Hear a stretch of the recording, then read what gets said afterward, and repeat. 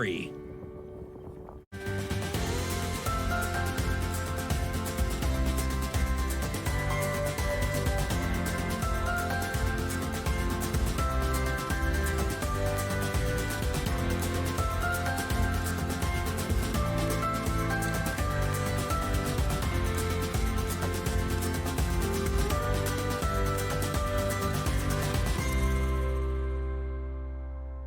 Hello, everyone, and welcome to Money Matters with Shannon Jackson, the personal finance show focused on moving you forward financially.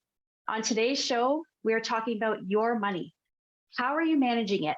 Are you worried about making mistakes when it comes to your money?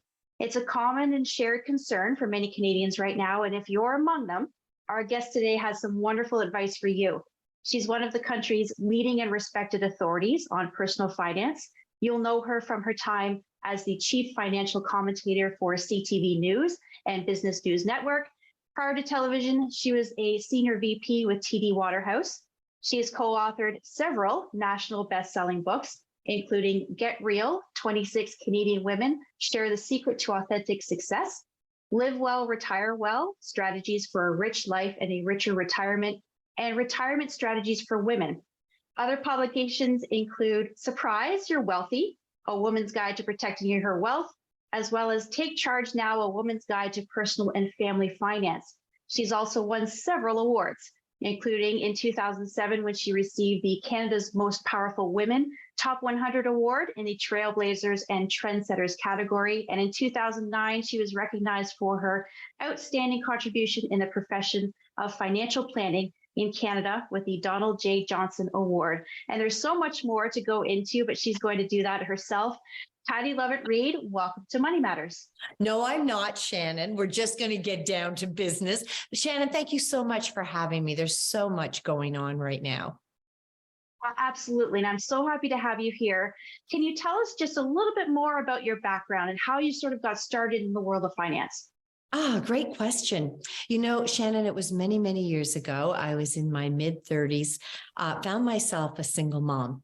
And I remember looking at our young daughter at the time. She would be all of about 3, and she had red patent leather shoes on.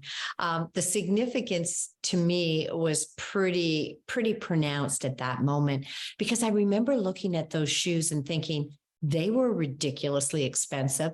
I'll never be able to afford that again. And in the same breath, Shannon, I thought to myself, wait a minute, why not?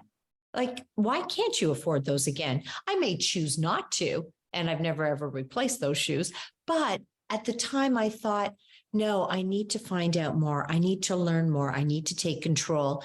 And the more people I asked, what I found was that I wasn't alone. There was sort of this sort of cloud around money, and people didn't talk about it, and they certainly didn't share insights and tips. And so the more I learned, the more I shared, and all of a sudden I was on a new path that if you'd asked me if I thought I'd be on this path, absolutely not. I feel exactly the same way. And I can relate to your story there. So that's a really great story. So I'm happy to have you here again today, and I'm looking forward to what we're going to be talking about. So as we mentioned, we're going to be talking about money management, because of course we all want our money to grow. We want our net worth to grow, and we all want to be financially secure, not stressed out about our finances. And we're in a bit of an uncertain time right now in our economy here in Canada. So a lot of people are really thinking about this right now. And you've written an article called The Common Money Mistakes Many Are Making But Shouldn't. And you say that these are lessons that you've learned along the way through these years. So I just want to delve into these just a little bit. The first one you have down is letting cash sit idle. Can you talk a little bit about what that means? Sure. You know, you've heard it so often that when money is just sitting in a bank account after taxes, after inflation, and we know where inflation is at, you're earning next to zero and maybe actually losing money by doing that. And so I know that people will say, but there's far too much risk to go into the equity markets, the stock market, like the TSX. I would argue, if you have a reasonable time horizon, and typically for me, that's about a 5-year period, there are great buying opportunities, but I don't try to time the market. I am always in the market. I do something called dollar cost averaging. I have money come directly out of our account on a monthly basis, and it gets redeployed into our investment strategy. Some months, the markets are down and everybody's going, oh no. And I'm thinking, okay, I just picked up some really good companies at reasonable prices. And when things take off and maybe the market gets a little stronger, I get fewer of those shares, but I take the guesswork out of it. And my philosophy is I always want my money to work as hard for me as I'm out there working for it. Doesn't mean I'm overexposed to the stock market, but I certainly have exposure in it. And by investing in those products, now you're gaining assets. And one of the things as well that you mentioned in your article that you don't want to fall in love with your assets. Can you go into that a little bit? I will, Shannon. Think about, I can give you a perfect example. My husband and I, Jim, we've been married 28 years and we had our dream home many, many, many years ago. When I say our dream home, it was outrageous and I loved every single thing about it. Loved it. Loved my husband more, but I loved that house. We had $1 million in stock options with the company that he was working for.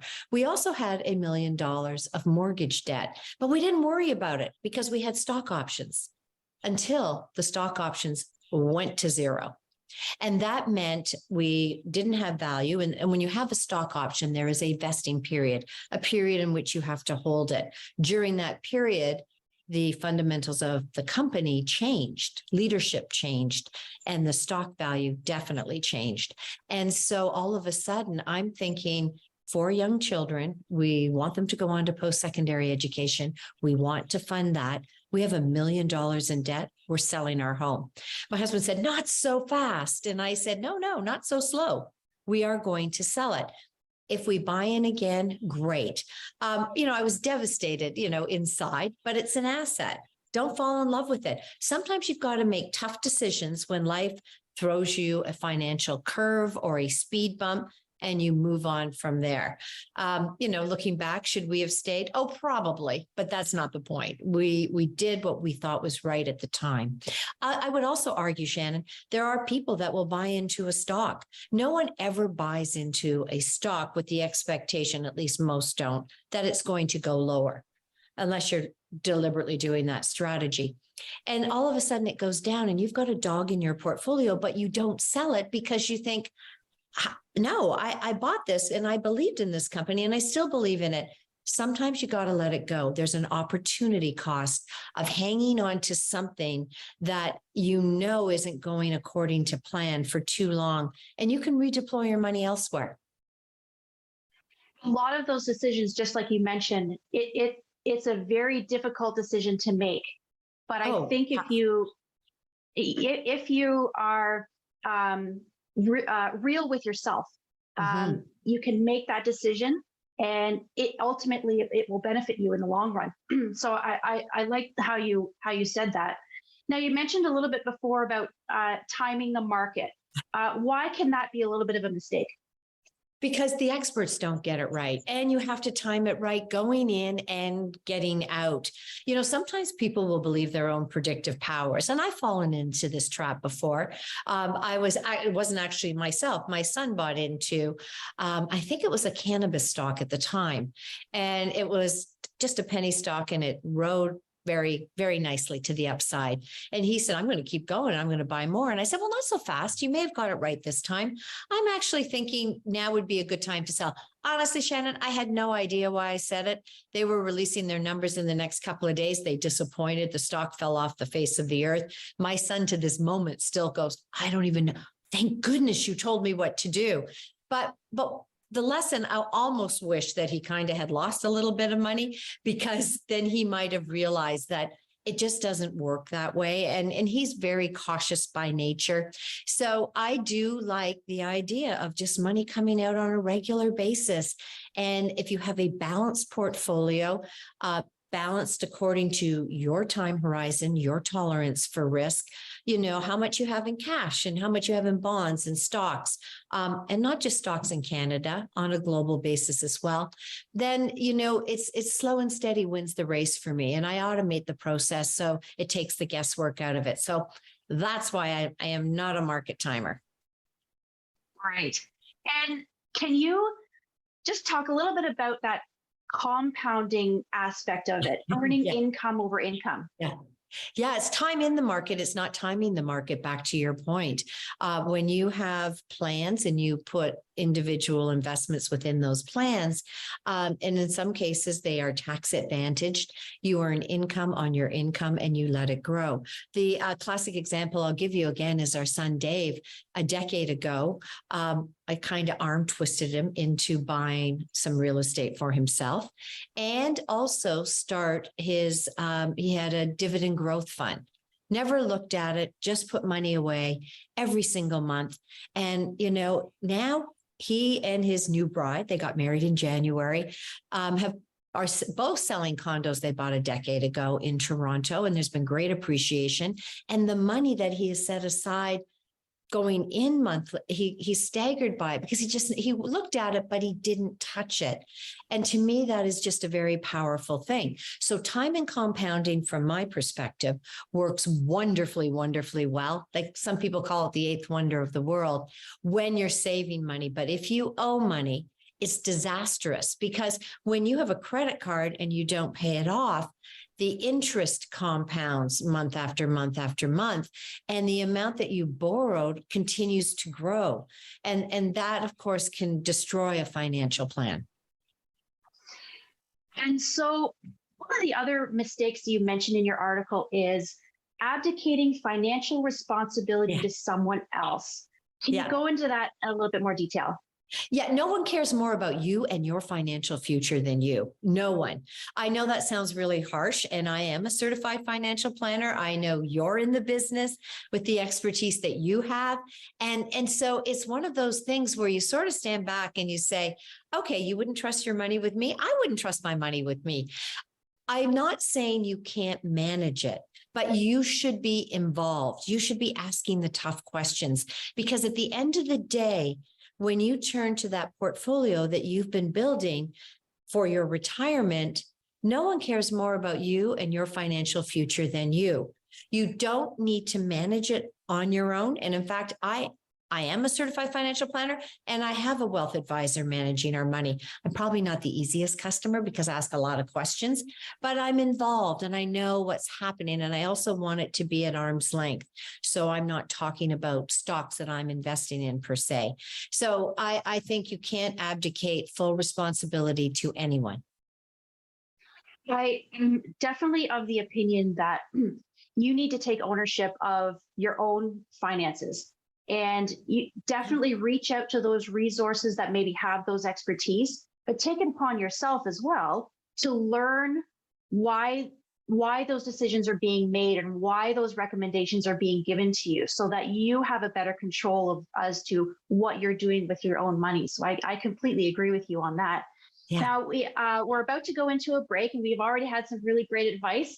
And of course, in the next segment, we're maybe going to talk about the uncertain times that Canadians are facing right now. And I know you're going to have a lot more to say about that. And so we'll return after Money Matters returns. Thank you so much. This program is brought to you by Ignite TV. Now you're in command. Visit Rogers.com for more details.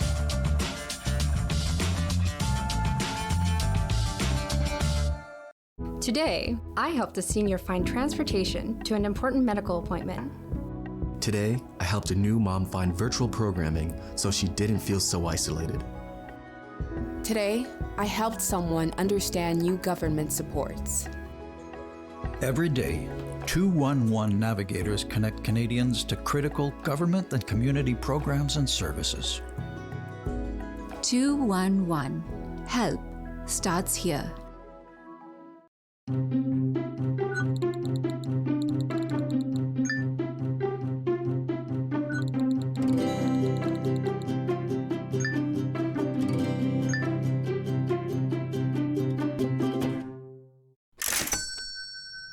Welcome back to Money Matters with Shannon Jackson. My guest today is Pattie Lovett-Reid, certified financial planner, finance expert, finance commentator, award-winning author, and one of the country's leading financial experts. And she has some great advice for you today. Before the break, we talked about some of the top 10 money mistakes that people make. And Pattie, you gave some really great advice for our viewers and how to avoid those mistakes. And there's no doubt right now that we're in an uncertain economy. And families are struggling, and we know this. Just to give us a little bit of a background, as a licensed insolvency trustee myself, I have firsthand knowledge of this first statistic that insolvency filings of consumer proposals and bankruptcies have increased by almost 25% in February of 2023 in comparison to February of 2022. And here in Ontario, they're actually up by about 25.6%. And now consumer proposals are leading in those insolvency filings. They're up about 31% in February of 2023 compared to February of 22. And there's also been some recent statistics from Equifax Canada that say credit card balances are at a record high at more than $100 billion for the first time ever here in Canada. Consumer debt is also topping over $2 trillion, which is astronomical.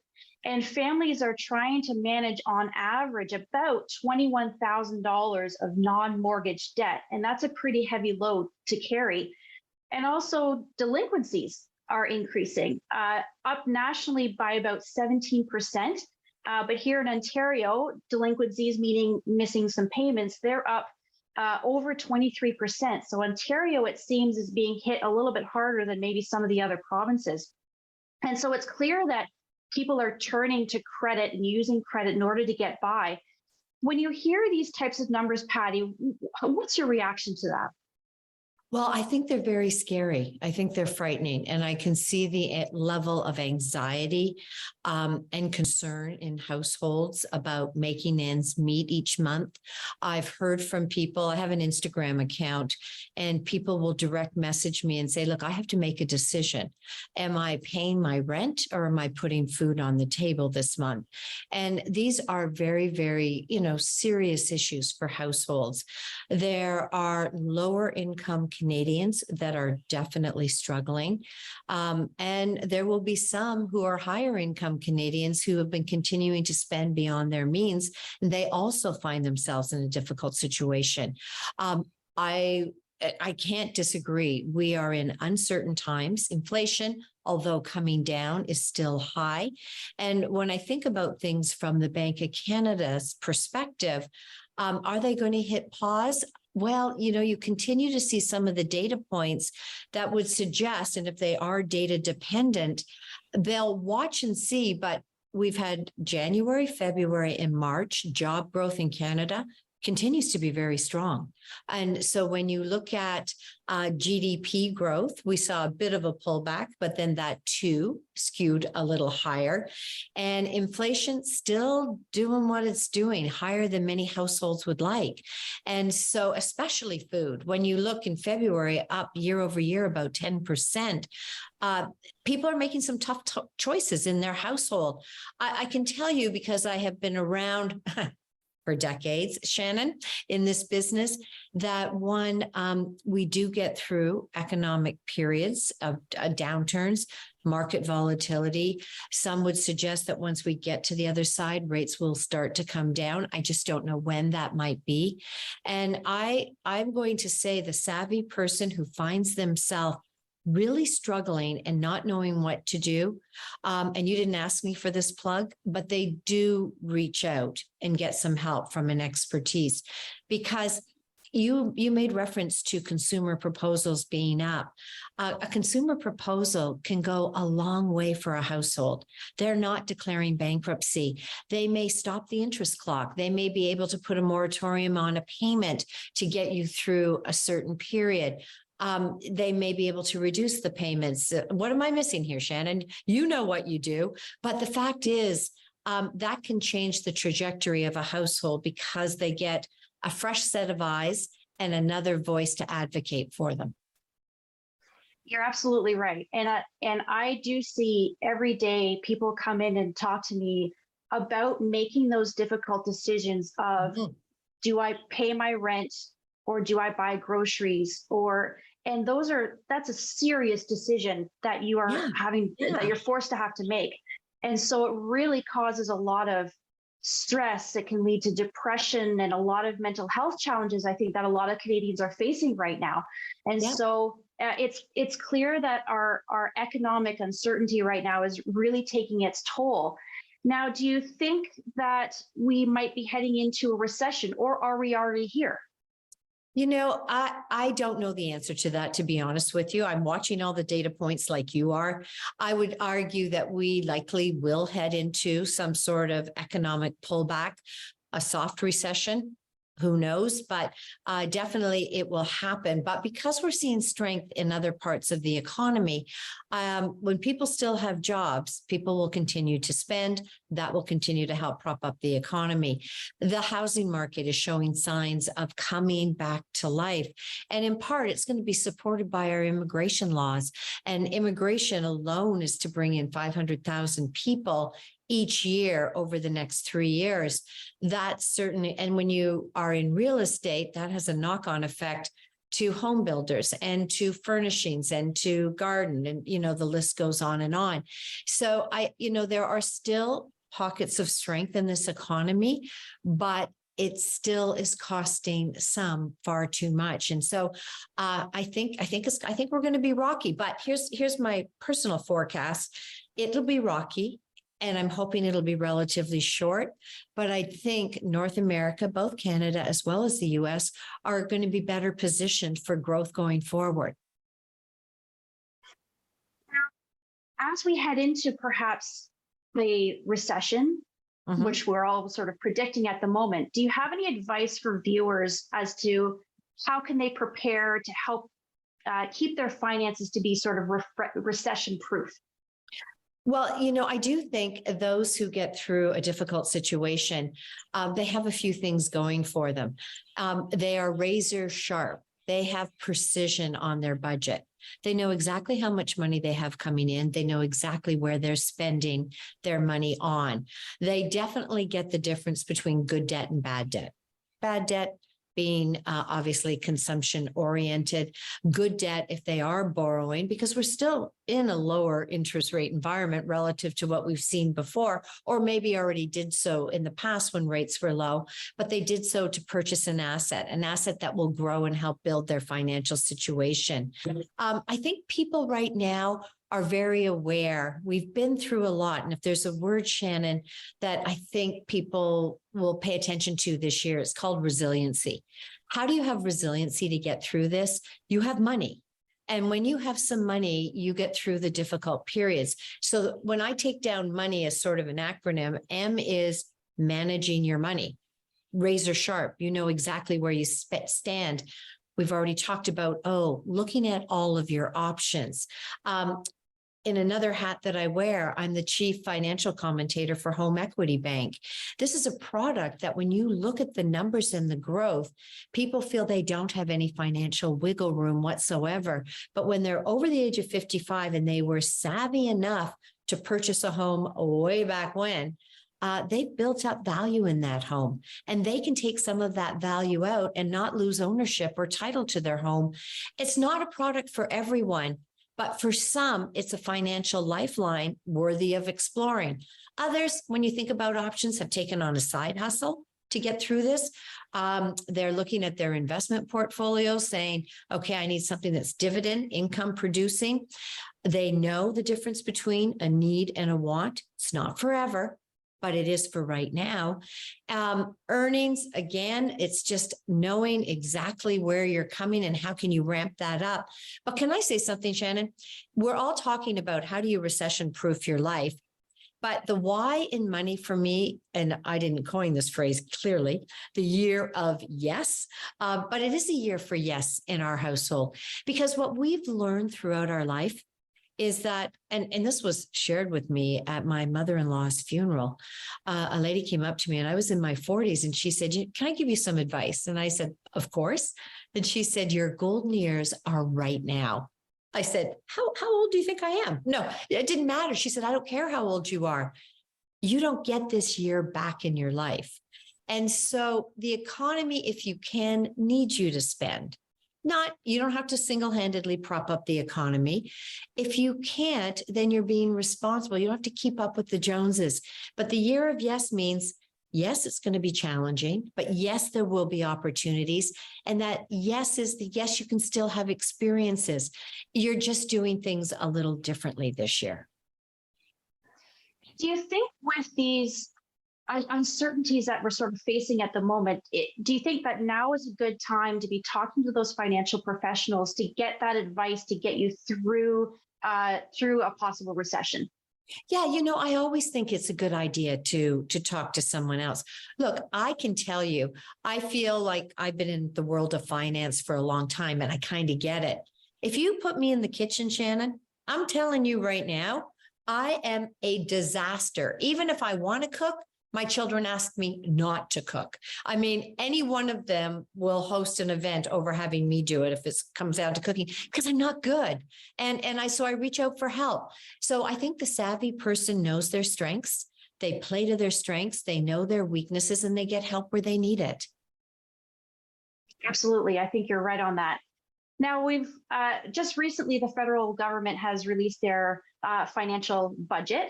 Mm-hmm. Do you have any opinions about the recently released budget? Do I have any opinions on it? I don't think there was anything that was that surprising. I do think they did spend a lot of money. I don't see the budget being balanced anytime soon, or the books being balanced anytime soon, of which is a concern because we always talk about that on an individual level. It's just one of those things. I do think the healthcare system needed the support that it appears to be getting. I think that's a good thing. I think long term, our economy needs the money being spent in energy, energy efficiencies and green. But I also worry about our healthcare because we have a demographic that is aging. And we all know that long-term care of some sort, whether you choose to be in home or you need a different type of facility, I think we're going to need to address it. I just see this whole sort of tidal wave coming, and I'm just not sure how it's entirely going to be funded. Yeah, I can see that coming as well. So we're about out of time, and I really want to thank you, Pattie, for being here. If viewers want to connect with you, get some advice on social media, where can they find you? You know what? Probably Instagram. Direct message if it's of personal nature. It's at Pattie_Lovett-Reid. And but I'm also on LinkedIn. I don't know about you, but sometimes it's hard to keep up on a number of different social media platforms, but I certainly try, and I will try to get back to you as well. Shannon, thank you for having me on. I think this is a real service, what you're doing. Oh, I appreciate that. And thank you so much for being here again today. And I also want to thank you, our viewers, for watching as well. Until next time, I'm Shannon Jackson.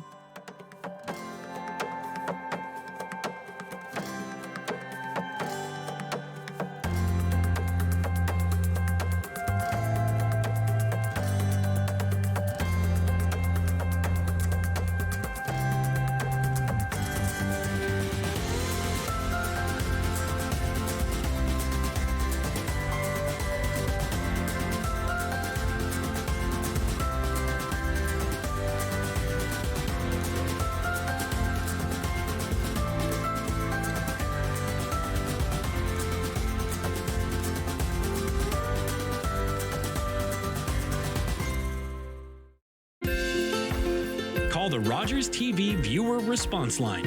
Email us or connect with us on social media.